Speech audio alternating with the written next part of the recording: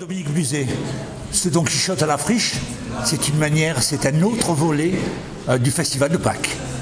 Oui, c'est partagé avec des enfants dans un quartier différent, à Marseille, à la Belle de Mai. Partager la musique, voilà, c'est un concert gratuit pour les petits et pour les grands, avec des super musiciens, Léa, Nino, etc., etc. C'est vraiment quelque chose de très haut niveau, mais qu'on veut offrir en partage. Musique en partage, c'est ça, c'est partager le meilleur de la musique.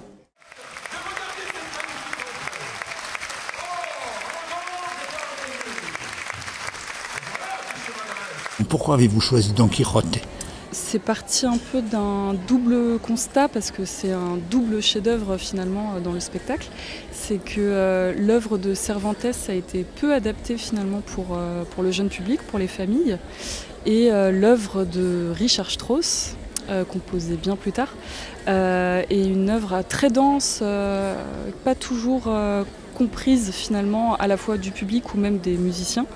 Donc on s'est dit pourquoi pas relier le texte de Cervantes et créer un spectacle famille grâce à l'œuvre musicale de Strauss, qui reprend certains épisodes du roman et qui les a mis en musique de façon très très précise, un peu à la manière de Pierre et le Loup, où les personnages sont représentés par des instruments, il y a des petits motifs, des petites phrases musicales qui racontent très précisément le roman de Cervantes. Et voilà, après on a eu l'idée d'ajouter à ça des encres, des magnifiques illustrations de Cécile Pruvot. Et c'est un peu le clou du spectacle, parce qu'elles sont vraiment magnifiques, et tout le spectacle est conçu un peu comme un ciné-concert, donc avec la musique qui est jouée en live, les dessins qui sont déclenchés en live également, et puis cet apport du comédien Elliot Génico qui raconte l'histoire aux enfants pour lier le tout. Alors, vous savez quoi ? Il passe le plus clair de son temps à lire des livres de chevalerie. Il en a des tas dans sa bibliothèque. Il y en a au-dessus, en dessous, à gauche, à droite. Il paraît même, les enfants, qu'il y en a dans ses toilettes. Alors, il lit du matin au soir et du soir au matin. Et il lit tellement, tellement, que ces histoires de chevaliers le rendent complètement fou.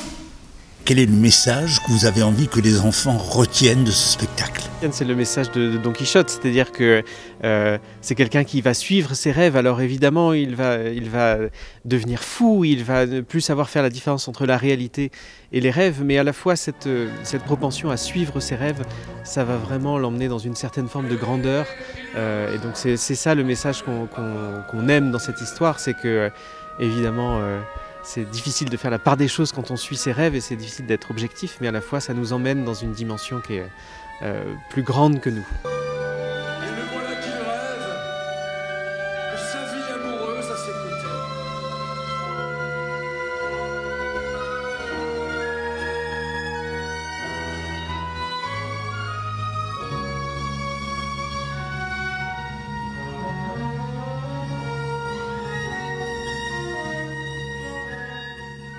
Sur ce thème-là, musique en partage, quels sont les autres temps forts que vous avez envie que l'on retienne ?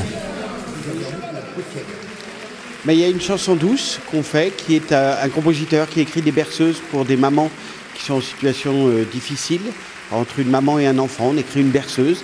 Il y a tout ce qu'on fait dans les villages. On était à Valençol l'autre jour, on était à Val-de-Roure, on voyage un peu partout. On va dans les hôpitaux, il va y avoir dans la rue le maestro c'est vous. En fait, c'est tout un bouillonnement. Il y a près de 80 manifestations différentes à côté des concerts qui ont pour but d'offrir ce festival. C'est une forme de solidarité qui est essentielle aujourd'hui dans la musique.